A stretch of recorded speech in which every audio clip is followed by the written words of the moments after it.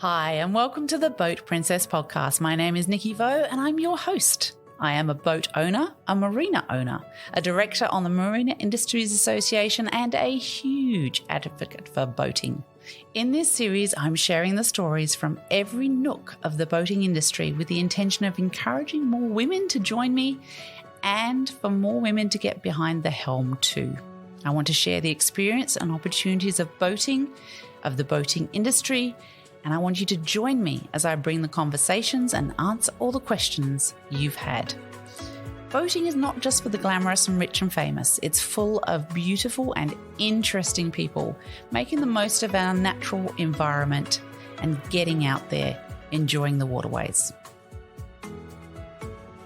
So let's set off the lines, take over the helm, and escape to the world of boating.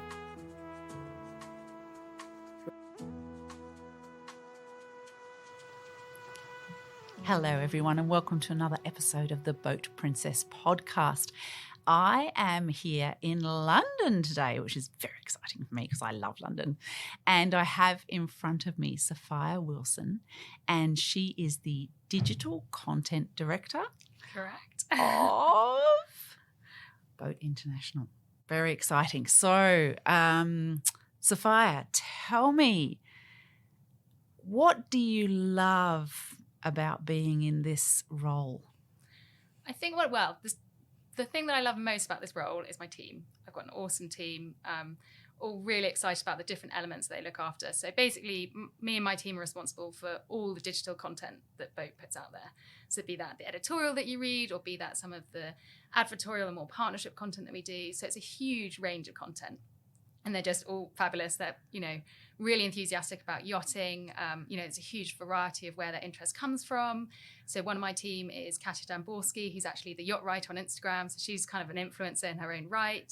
And then my online editor is Holly, who's just an absolute sailing geek. She just loves super yachts and sailing. And I just love that enthusiasm that they bring every day. So I think in my current role, that's the best thing. I think generally being in the industry, it's just given me so many incredible opportunities. I mean, I have been all over the world to places that I can't think of another career that would have given me those kind of opportunities. Yeah, quite incredible, hey? And as I always say, boats are never in ugly places, are they?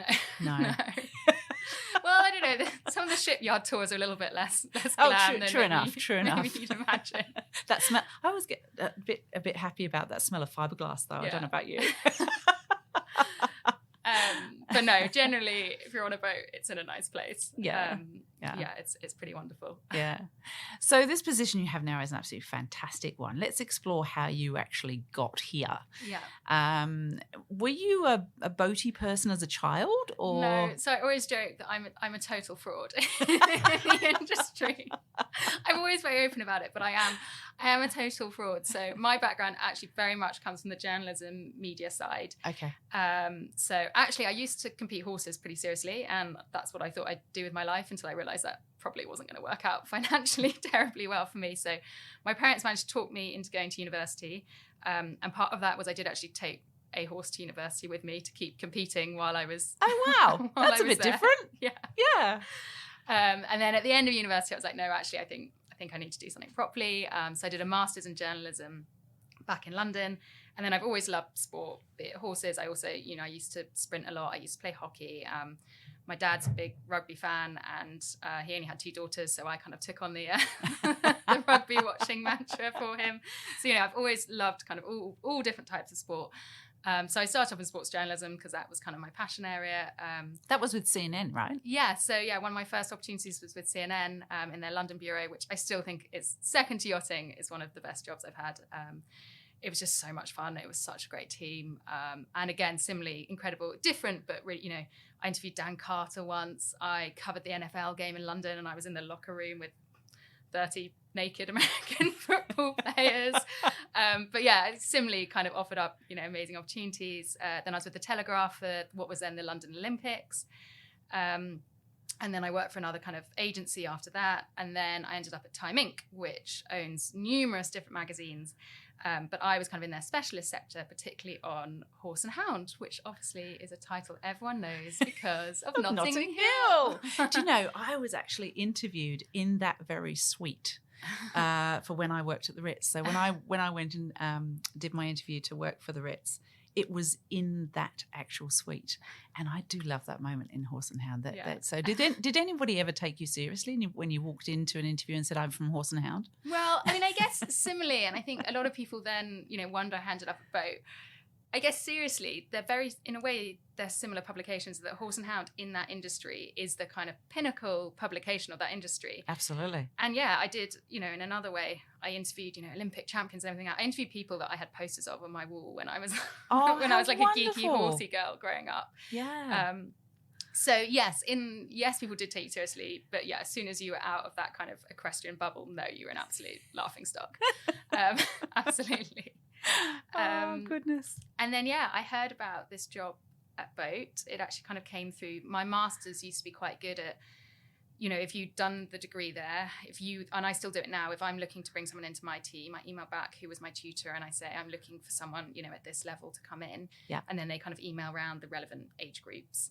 And that's how I first heard about this job at Boat. And I remember it coming around and being like, yeah, I could do boats. And I kind of thought like America's Cup and, there's a kind of competitive element and I can see that. And it's like, I'll send an email. And it kind of went on. And I just never thought I'd get the job because I thought there would be someone that was like I was for equestrianism, but with the yachting background. And I was like, there'd be people that are so much more qualified. Anyway, for some reason, Boat decided to give me a chance. I remember when I was given the job, my mum said, wasn't there anyone better, darling? Oh, ouch, Mum. I was like, oh.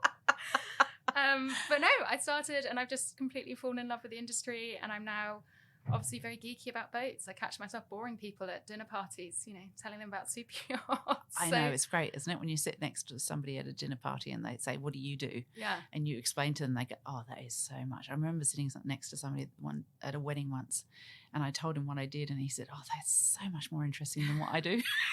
Well, yeah, and I think a lot of my friendship group are kind of like accountants or lawyers or, which is very, very respectable, but it is a bit different. And actually, I think Below Deck has helped with that because there's a lot more people that I now talk to that, and it might be a slightly warped, vision of the super yacht industry, but they do now know what the super yacht industry is. And they're really interested, is it like Below Deck? Is it like what you see? Is it?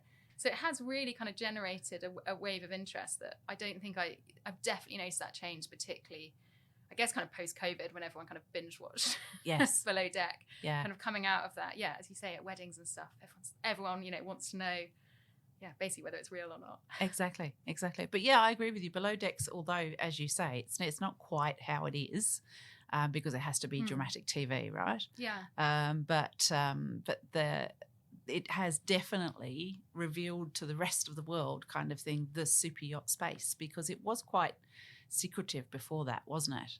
Yeah. So I think it's really mixed views and it's always going to be controversial and it's not the reality. But actually I spoke to Captain Kelly Gordon. I don't know whether you've come across her, and she spoke really well about it because she was like, if it just means that more people potentially know that the industry is out there and it's something that they become involved with, I don't think that can be a bad thing. And okay, maybe you get people wanting to come and be crew that aren't quite right. They don't get the graft and everything that goes with it. But you might get that. But for every one person like that, you get someone who would never have considered or never known about the super yacht industry. And then hopefully you're broadening that talent pool that you're bringing in, because that has to be a positive thing. Exactly. I mean, I started in 5-star hotels and if I'd known that world existed, if I could go back and do my young life again, I would have absolutely done that and gone on to super yachts because I would have loved it. Yeah, I think the same as well. I'd have loved to go on and be crew, probably exterior rather than interior. Yeah.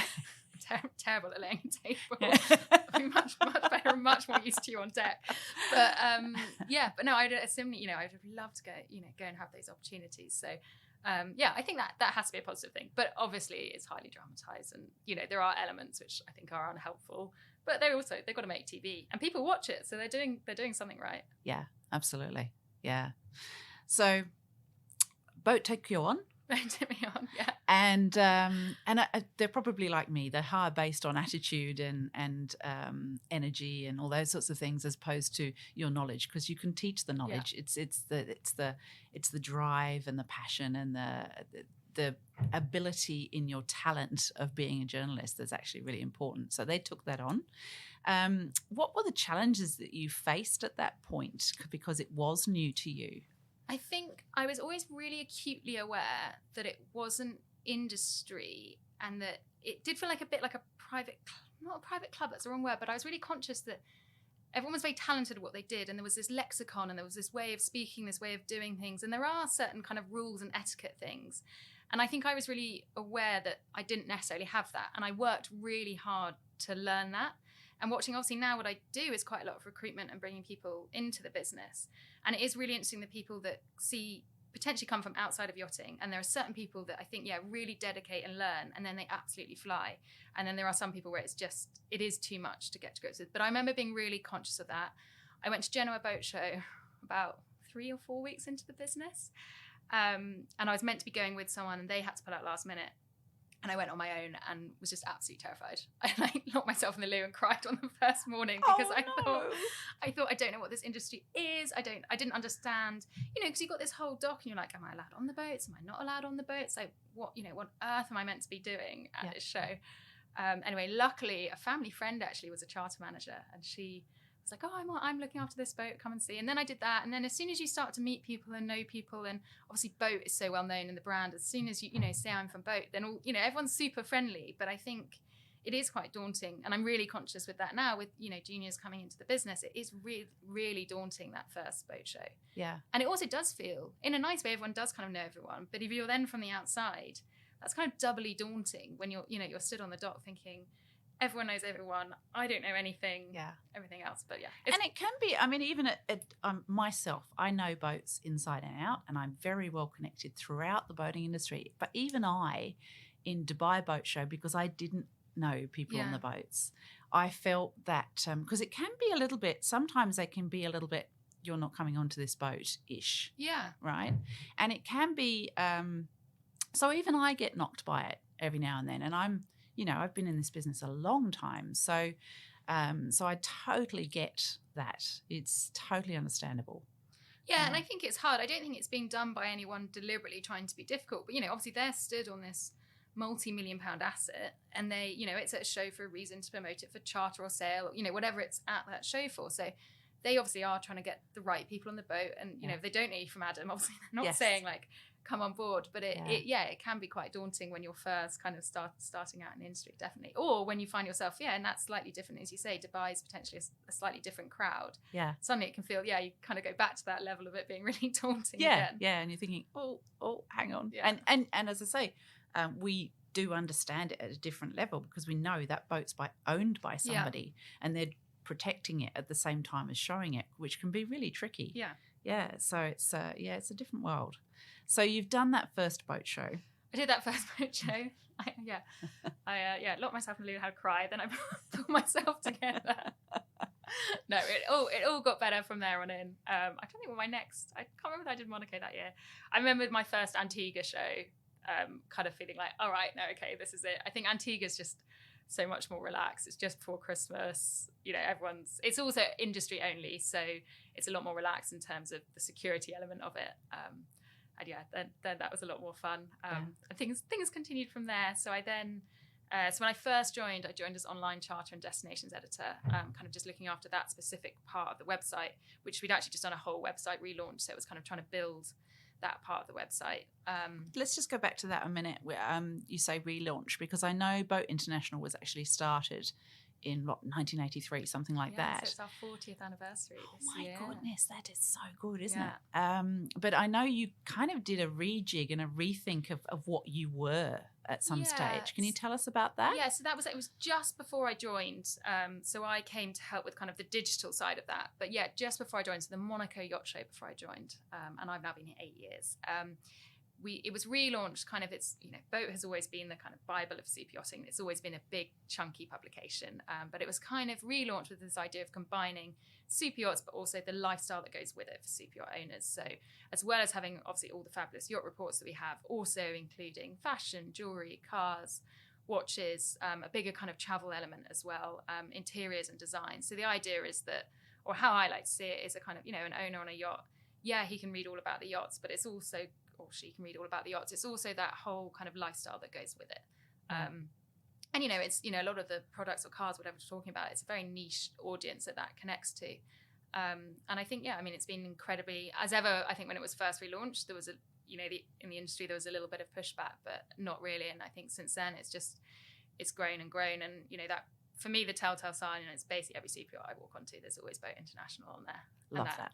Love that. And that, that's a sign that it is the publication that people want to read, and that's really satisfying. Absolutely. And presumably it's a very aspirational magazine.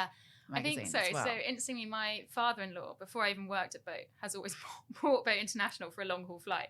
And he is, he's never going to own a super yacht, but he just loves that kind of being able to look at it and, see inside and kind of see elements of that lifestyle. So yeah, there's definitely an aspirational element as well. Yeah. And hopefully kind of that whole funnel from kind of aspirational and then, kind of charterers or people that are maybe kind of coming into the industry and, post-COVID as well, we're definitely seeing a big influx of new, first-time buyers or people who potentially haven't had any connection with yachting anymore. So hopefully it's also kind of a way of familiarising them. And then obviously you have your kind of, your hardcore boat readers that have read it forever and they, they predominantly are super yacht owners. Yeah. Yeah. Well, it's a fabulous magazine. I mean, it is that, can, for a moment there, sitting and having a cup of tea, you can escape into luxury, basically, isn't it? You know? Yeah. Definitely. Incredible. So when you go to Boat Show, what do you actually do at Boat Show in your role? It depends. I've had various different roles at Boat. So in my current role, I kind of do a bit of a mixture of everything. So we host a number of events at boat shows. So we have our owners club, which is now over 300 super yacht owners.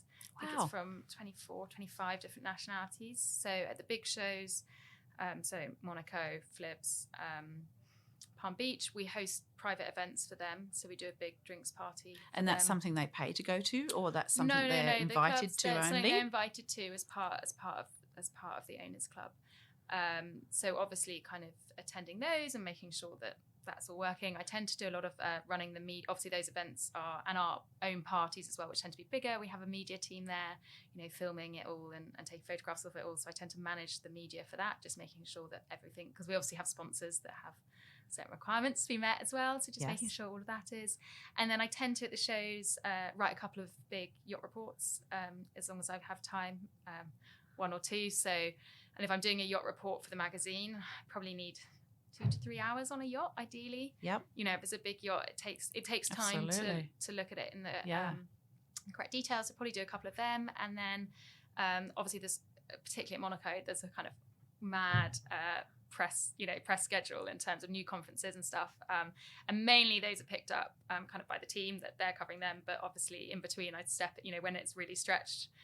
There was one morning last year at Monaco, I think it was Thursday morning, and I think there were meant to be 8 different press conferences at 9:30, and then you kind of have to divide between everyone as to who's doing what. And then a lot of the big shows, Boat has a stand there as well, so a bit of time on the stand, making sure that there's someone there who's kind of the face of one of the faces of Boat, I guess. Yeah, it's kind of part of my role as well.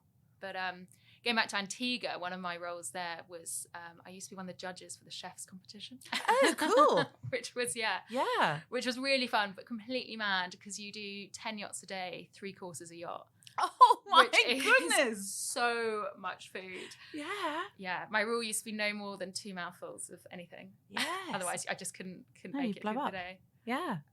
But and it was really funny because we used to be kind of guest judges each day, and you'd watch them start and you'd be like, the more veteran I got, you'd watch them start and be like, you're not gonna make this. The food is obviously amazing and obviously you want to eat it all, but I was so strict on my 2 mouthfuls. You'd watch them, and by Boat kind of 7, they'd be sort of have kind of the meat sweat. Yeah. Oh my goodness. Was a fun job. Yeah, not wrong. Yeah. That's so good.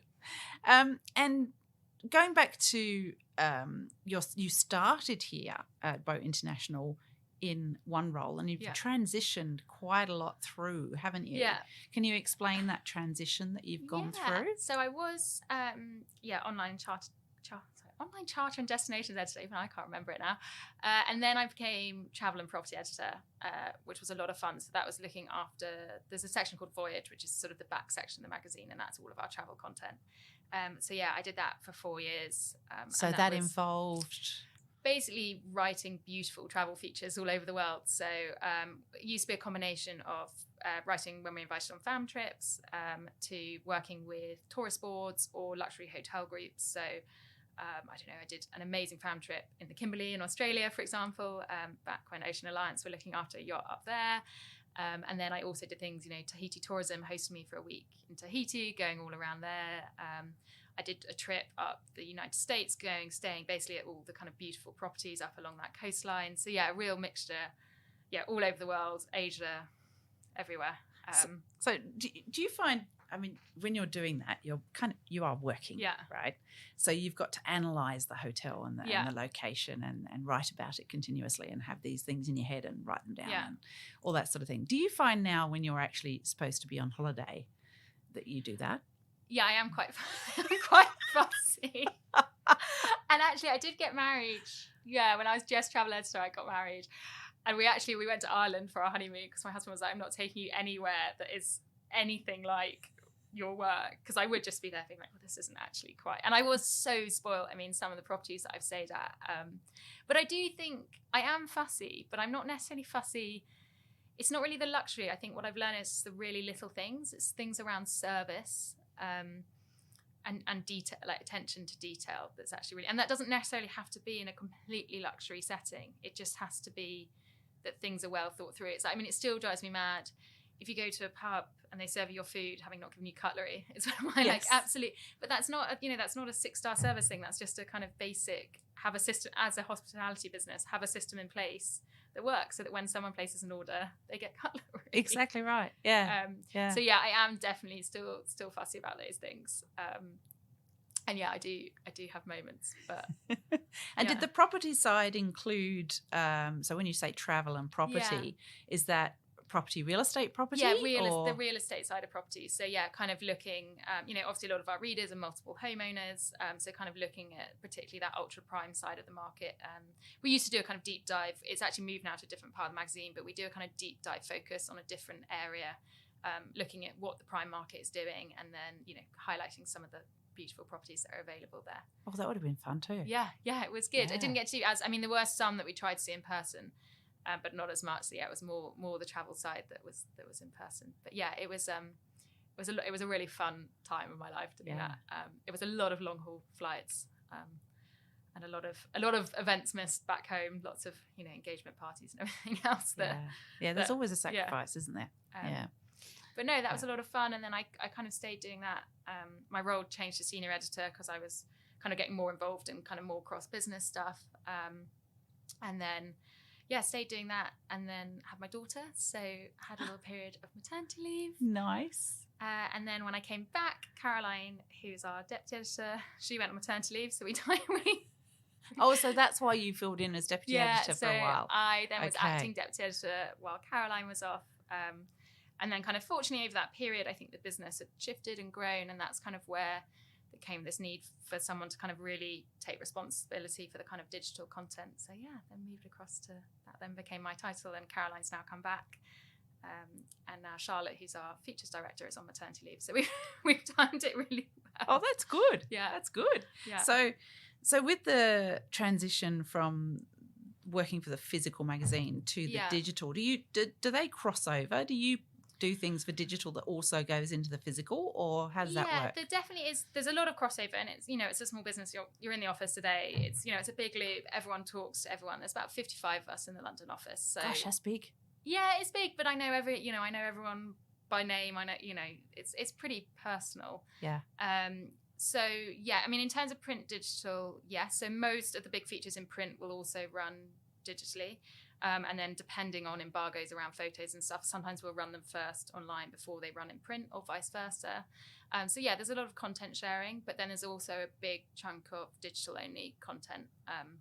The website's a big piece. We did 1 million users last August. Wow. So it's a big yeah that's big. And we probably publish 8 to 10 pieces of content a day minimum. That's so yeah, it's different to print, and obviously we use a lot of print content, but it's also there's a lot of digital first content, and obviously moving forwards, the print product will always be the calling card of Boat International. It's beautiful, but obviously digital is where the we'll expect it to be see growth, and that will grow, and that's kind of also. I think that's a really fun part about my job. There's print and digital, but also We have Boat Pro, which is our market intelligence service. Yes, that's really cool, isn't it? It's an app, isn't it? It's an app as well, yeah. So that's another big area for growth. And obviously I do a lot of work with them kind of around building content for that and how we can help, generate interest in that as a product. Just explain to our listeners what that is exactly. Yeah, so it's a market intelligence product essentially. So it tracks the super yacht fleet across everything. So it has AIS, so it physically tracks exactly where they are in the world, but it also tracks the life story of a yacht. So it knows every time a yacht's been bought, sold, when it's gone in for refit, when it's had a yard period, how much it's been on the market for, how long it's stayed on the market for before it's been sold. So you can track, from a brokerage perspective, you can track kind of everything that's going on in terms of market data.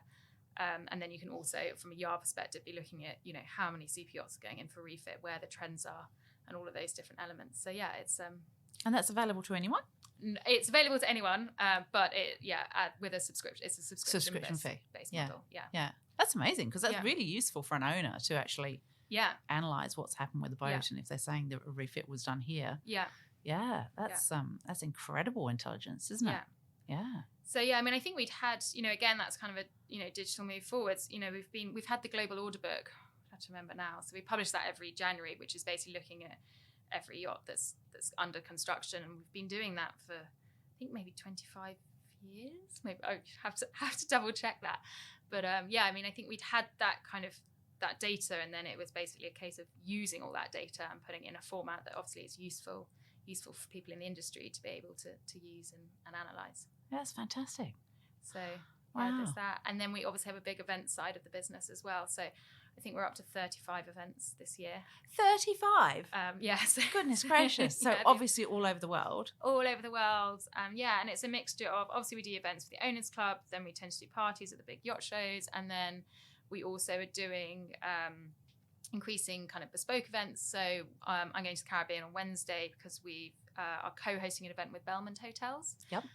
So we've got 10 super yachts coming to their 2 properties in Anguilla and St Martin, and putting on a kind of fabulous 3-day program from them to explore there. Oh, lovely. So yeah, heading down Wednesday. And then we obviously do some conferences as well. So we just had the Super Yacht Design Festival in Cortina in February.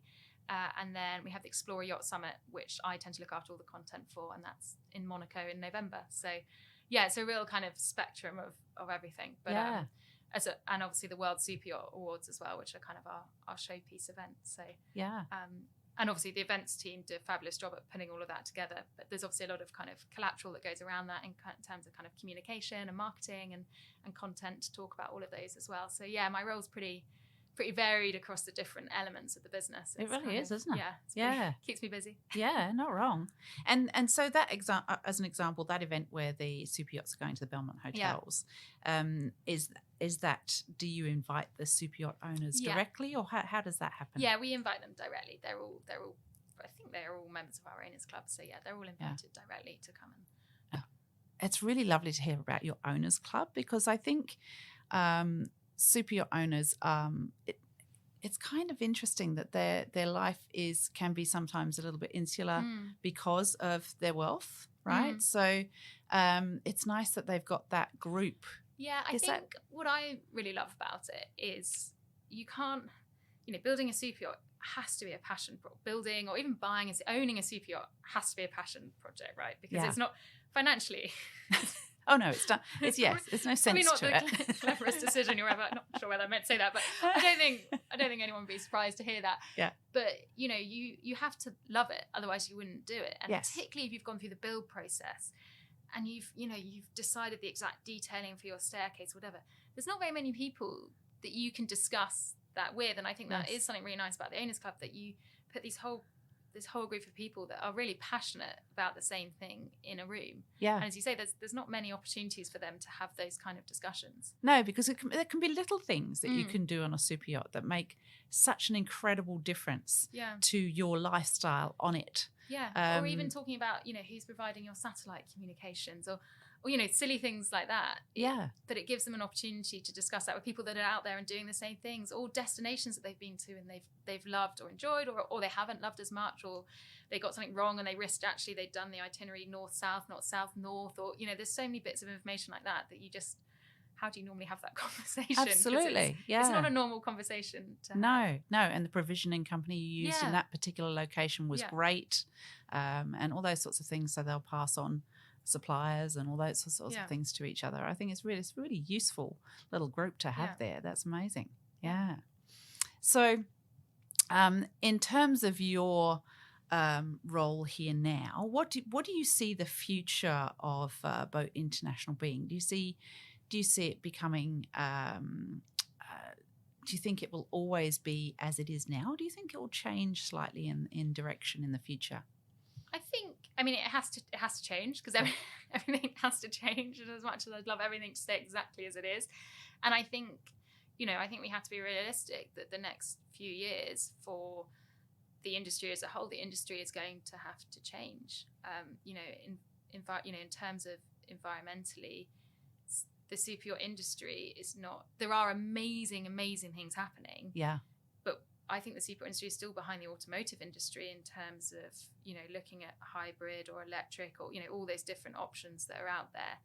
And I think the industry is now embracing that, but it really is going to have to keep going. But I think that's really exciting, and I think there's already people doing amazing things, and I think that will just increasingly become. But I think that is going to change the industry in a way that the industry will not be recognisable as it is now in 20 years' time. Yeah, because we've got a real challenge ahead with us for that, because electric is not necessarily the answer. No, for you're never going to know. Well, it's not the answer. No. So that's something that needs to be explored. And I know there's a lot of people like Acomia and people like that doing studies at the moment to go into that space. Well, yeah, and then you have hydrogen or methanol as the kind of two others, but they both have significant challenges to overcome. So there's definitely not an easy solution. Yeah, but there are solutions out there, and it will I think, as I say, I think it's really exciting that there will be these huge leaps in advancement kind of moving forwards. Yeah. But yeah, I think the industry generally is going to be a tough few years while they find that way forward. Yeah.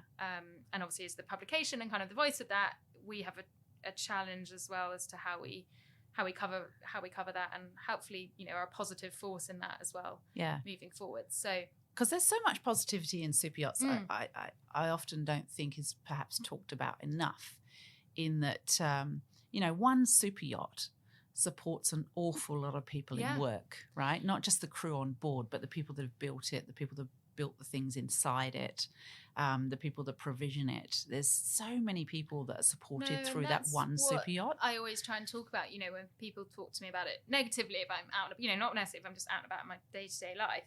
And I do try and explain that it is this huge pyramid but the problem is you just see the big white boat on the water, and you don't necessarily understand, unless you're in the industry like we are, and you're seeing it every day, and you're seeing, it employs me, employs everyone in this building, but it also employs, thousands of people in Holland building. And as you say, also all the beautiful things that go on board super yachts as well. So it is a huge kind of pyramid underneath. But I think the problem is, from the outside, you do just see the white boat sitting on top of the water, and you don't necessarily understand that. And there is a kind of education piece to be done around that, and to kind of explaining the industry and explaining more generally about it.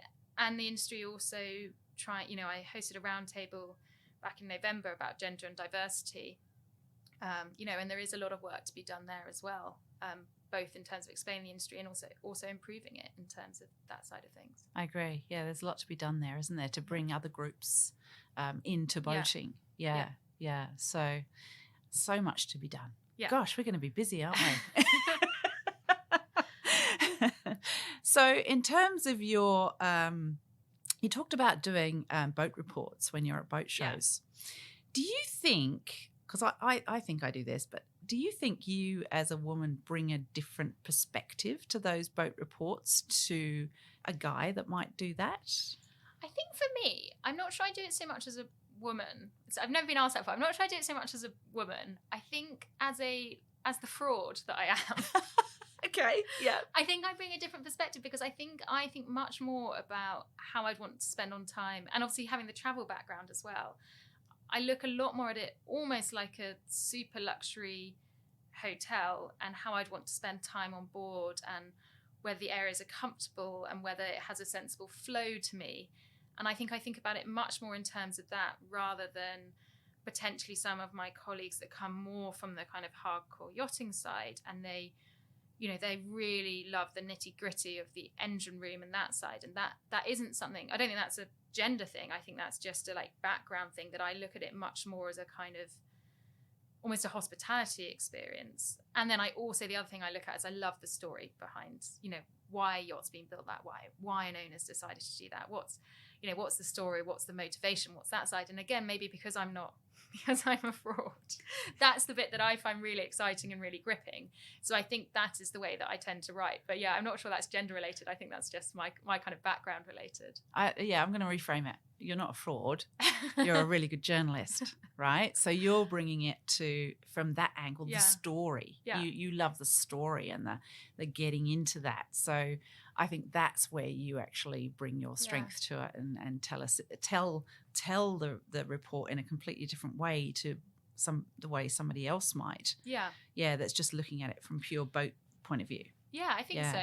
Well, I hope so. I hope that's what I do. Yeah. And I love, some of the features that I don't get the opportunity to write that much anymore because I'm kind of busy trying to do everything else. But, I wrote a really good, really interesting feature last year on Adnan Khashoggi's super yacht, Nabila, when that was built.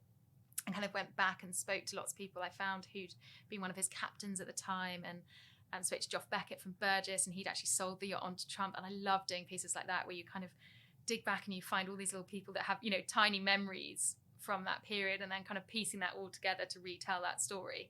I find those kind of pieces really fun because there are some the super yacht industry has a fascinating kind of history behind it with some of those super yachts as well. Yeah, that would be so interesting, digging into that sort of thing and finding all those people. And because the captains that have been on board and all those, they do get very attached to the vessel, don't they? So there's and they'll have seen so many different things on board. And some fascinating stories behind it all. So I love that you're bringing that depth of the story to the magazine, which is just fantastic. Yeah. So this is a podcast. I enjoy listening to your podcast. Why? I mean, you've got an incredibly successful magazine. You've got an incredibly successful digital magazine. Why did you start the podcast?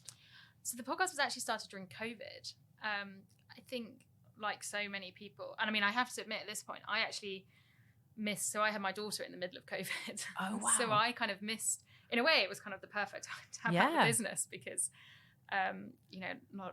we're so limited as to what we could do. But yeah, it was an idea born out of COVID that we needed to, because we weren't out there seeing people. Normally in the office, we were all traveling so much and out there seeing everyone, connecting with the industry, and that we weren't having that connection. So I guess it was another way of kind of getting our voice out there and keeping that connection. So yeah, when it first started, it was kind of everyone in their cupboards at home. Charlotte, who was the features director, she's moved now. She was in a kind of flat, and I think there was someone in her building who, clearly was struggling more than others. And he was she always tells the story of he was sort of wandering around, sort of banging the walls of the corridor, and she was there being like, please be quiet. I'm doing a podcast. I'm trying to record a podcast here. Kind of mad. Just when you look back, there's so many, I'm sure everyone has stories. There's so many weird things that happened during COVID. But yeah, I think recording podcasts and wardrobes was probably up there. Interesting, my podcast producer does say if you need to record something, pop in the wardrobe because the clothes absorb the noise. No, it wasn't. We hadn't completely lost it. There was some reasoning behind it, but but no, it's a lot of fun doing the podcast, and I really enjoy it because it's a great way of kind of every week. It also really makes me keep up to date with everything every week and go over the news and everything else, and it's a lot of fun. Yeah, well, you guys seem to have a lot of fun when you're actually recording it. Yeah, and you've got a beautiful level, open honesty to it. I remember Stuart saying once, I think it was on the very first podcast, he said, I think the issue's coming out day after tomorrow. I should know that because I am the editor. And it was so just open and honest and beautiful, that it makes you all very relatable to your audience. So I thought that was gorgeous. Yeah. I think the main thing I always butcher yacht names. I just can't. Yeah, and I can see it coming, and particularly the news. We kind of divvy out the news, and I always try and flip the script so that Stuart has the more difficult names. Love it. It's a kind of an Italian launch, and there's like 6 different Italian names in there. I'm like, no, Stuart, you do that one because I'm not going to get through that. Yeah. Oh, that's great. So you look after the digital actual magazine. Do you get involved in the digital media side as well, or is that a completely different team? How do you mean? So I look after boatinternational.com. Yeah. So you look after the website, but in terms of the Instagram, Facebook, all those sorts of things, who does that? So my lovely head of social, Adam, and then he's assisted by our social media exec, Naomi. So we have a team of 2 that look after all of our social media, which actually is a big, similarly is a big role now.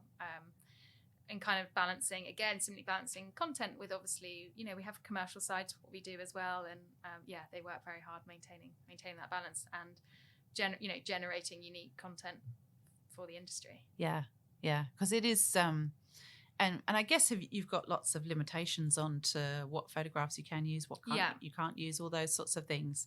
That would be a managing process in itself, I would have thought. Yeah, definitely, and I think. There's an element as well that we're a brand and we have a very identifiable brand values. So it's really important to us that we maintain that. And, social media is a funny one in that there's obviously, its followers and numbers and more, but also making sure that we're doing that in a way that feels right for the brand and is in line with our kind of brand values as well. And they do a brilliant job at doing that. But it keeps them pretty busy. Yeah, because the social media is a very hungry beast, isn't it? Yeah.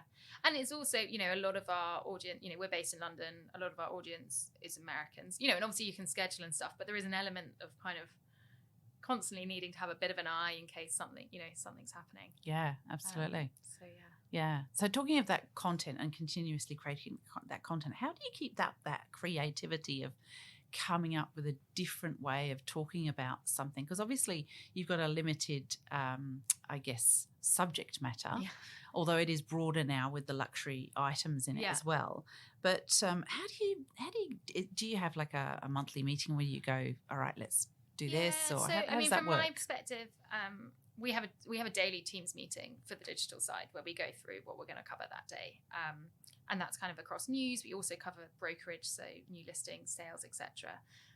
And then kind of that's the news and the brokerage side obviously is a kind of constant. And then the team always have kind of longer, more in-depth features that they're also working on as well. So we have that kind of daily collab where we talk about things. And then we have probably bigger planning meetings once a quarter, kind of looking to those features. And a lot of it comes from, I think that's why it was so hard during COVID, because I'd say a lot of it comes from conversations. Mm-hmm. It comes from having had a chat with someone at a conference or a boat show on the dock, or you have 3 different little bits of a conversation with someone. And you're like, oh, maybe that's a trend, or that's a theme, or that's something that I'm seeing. And similarly with the magazine as well, we have kind of feature planning sessions, every quarter. Yeah. And everyone kind of feeds into that, and it's very collaborative. But I do think a lot of it comes from being out there and seeing it.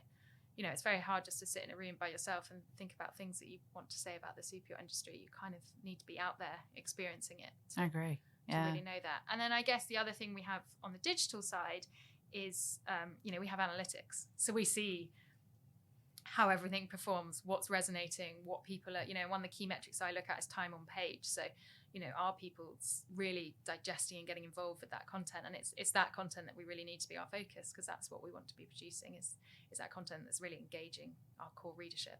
And the data is great like that now, isn't it? That you can actually see, because you can't tell how long somebody spends actually on a page in the magazine, but you can tell that digitally. And that does, and digitally that does, that obviously then impacts, how we create or where we put, because you could never create too much content, but obviously there's a limit to how much everyone can create. So it's just kind of constantly refining where you put that focus to make sure that you're kind of maximizing what our readership wants. Yeah. And talking of trends, I know in the smaller boat space, when I say smaller boat, I'm talking about 40, 30 feet, that sort of level. We're seeing a lot more boat club orientation and a lot more boat share orientation. Is that trend transitioning through to super yachts as well yet, or not so much? So there's been several companies certainly over my life cycle at boat that have kind of tried to come in and try to do things around that shared ownership, because it seems like a no-brainer, right? Yeah. Because there are a lot of owners who do not spend enough time on those yachts to make it worthwhile. So you're thinking, well, yeah, if you can share that burden. And none of them have really been that successful. And I can't put my finger on why that fractional ownership thing hasn't worked. But at the moment, there's not a successful front runner that is owning that space. But again, that might be something, we're talking about changing. That might be something that changes. My only presumption as to why that can't work is because super yachts are such a luxury that by the time you're at that point, you're like, no, I just want it. Yeah, I want it my way. Myself. I want it to myself. I want to know exactly where it is. I need to be in control of that. Yeah. And I can see that, a lot of our owners run huge multinational businesses. So they're both very used to being in control of many things, all things. Yes. And B, when you have that, I think everyone's time is precious. And, none of us, I don't get enough family time or holiday time. But when you do, if you're at that level, you really want it to be perfect. Yeah, you want your boat to be available right now. Yeah. And in terms of, I guess, another challenge I can see in the future is berthing, right? Yeah. Because there are more and more and more super yachts being ordered. Yeah.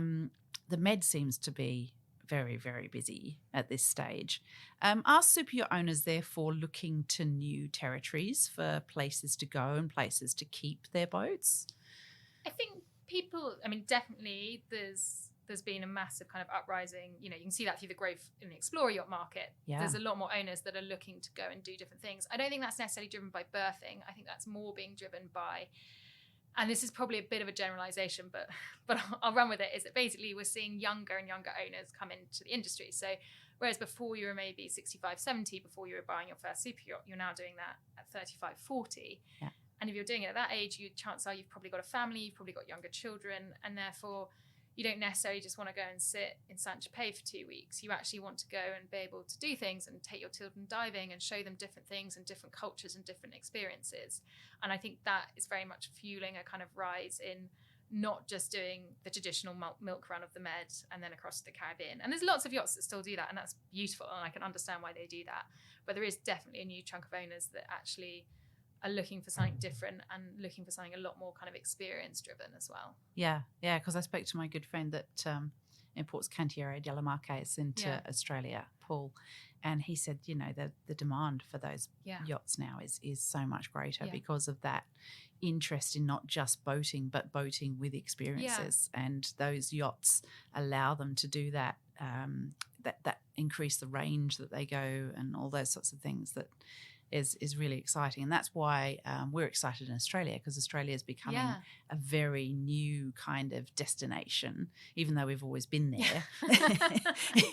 there is I do love that. We say that all the time, like new destinations. Yeah. You're like, it's not new.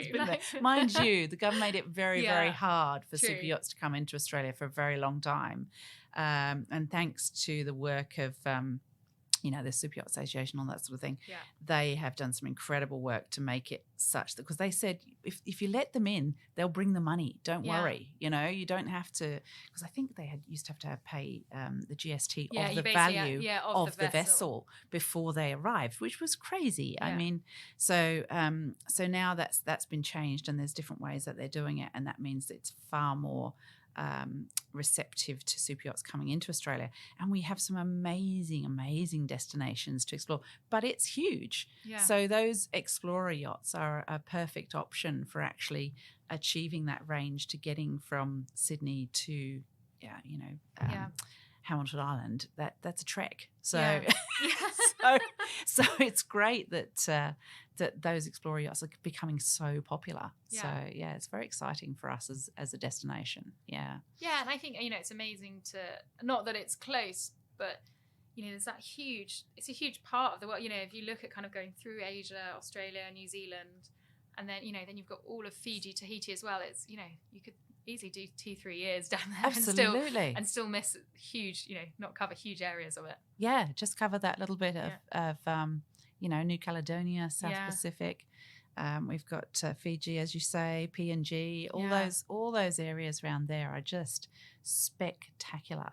But we do have some interesting challenges. We do have to point out to super yacht owners things like, if you are going to Northern Territory, you can't actually put the rubber tender into the water. You're going to need a solid one because the crocs will get you. And they're like, oh, okay. So yeah, it is a different location, but it's a very exciting one for super yacht owners to explore. I was saying that I went to the Kimberley, and it was incredible. It's one of the most amazing things that I've done in my time at boat. But yeah, the crocs there are quite something. Yeah. And I'd met about 6 weeks before I went out. I'd met a crew member at one of the shows, I think it was at the show in Barcelona, and she'd been attacked by a croc in the Kimberleys, and kind of retold me this whole story and showed me how she had her skin graft but still had scarring and stuff. So yeah, I just spent the entire time being like, crocodile. We like to be scary in Australia. Yeah. All those spiders you keep hearing about and those snakes, we never see them. We literally never see them, but they do exist. It's the opposite to New Zealand, though, where you go and anything that's remotely bad in New Zealand, it's the Brits' fault. So they're like, yeah, the British, I know, like rats or something. They're like, yeah, the British brought them. Like anything. We're like, sorry. Oh, classic. So you obviously love working with your team. You love being part of this industry. What do you really passionately feel about this particular industry that you'd love to share with people that are perhaps considering coming into it? I think just not to judge the book by its cover, if that makes sense. I do think the cover, or however you want to frame about the super industry, does sometimes come off really wrong, and I think it's a lot more down to earth than people realise. It's not, of course there's glamorous elements and there's Monaco and everything else, but it's not necessarily full of just super glamorous people doing that. There's people that are hugely talented in this industry at whatever they do, that be that exterior design or interior design or bespoke furniture, or people that are doing things more in the shipyards or background. There's a huge amount of kind of talent in this industry, and people that are really down to earth and hard working. It's not just kind of stilettos and handbag dogs and all of that in Monaco. And I think kind of come and see that for yourself, and you would get a different understanding of what the industry actually is. Because if it wasn't like that, I wouldn't still be here. And I think I do kind of fit into it, and that's not my style to be. It's got a lot more to it than the surface. I agree. That's a great way of saying it. Don't judge the book by its cover. Yeah. Especially from a magazine. Yeah. Although Stuart's going to be delighted that I said that. I think the covers of Boat are beautiful. Judge that by its cover. Judge the magazine by its cover, but not the industry by its cover. That's a very good way of saying it, because your magazine is beautiful, and you do judge it by the cover because it's just stunning every time you see it. But yeah, not to make assumptions about the people that are involved in it, because like you say, there are some amazing people with amazing talents, and they're so interesting. I find so many interesting people in this industry, and every time I do a podcast interview, I learn so much from the other person. And I think I think there's an expanse of knowledge across this industry, which it's very hard for me to understand if that could exist on another industry, because it's massive. There's so many different areas that a super yacht covers. I don't think there's an industry I can't think of another industry like it. I mean, I guess maybe something like Formula One, that kind of side, but again, it's not got that ownership level. It is completely unique as an industry. Yeah, it really is, because there's so many systems on a super yacht. There's so many locations they go to. There's so many services they need. There's so many styling, and I mean, just designing a super yacht has got so many different elements to it, with so many people involved in that. And I don't think people really understand part of that process in terms of the boat is built in a yard, but a whole bunch of other people come into that process, don't they, to make it happen. So it's very exciting. Very cool. And there's so many small details. One of the yacht reports I wrote last year was Come Together, which is the first AML 60.